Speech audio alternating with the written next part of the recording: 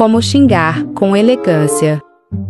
Às vezes, tudo o que a gente quer é xingar alguém, mas não é por isso que você precisa ser deselegante. Ao invés de dizer, você é burro pra caralho, diga, a sua limitação é impressionante. Quando você quiser dizer, da sua boca só sai merda, experimente trocar por seu silêncio é certamente sua melhor expressão.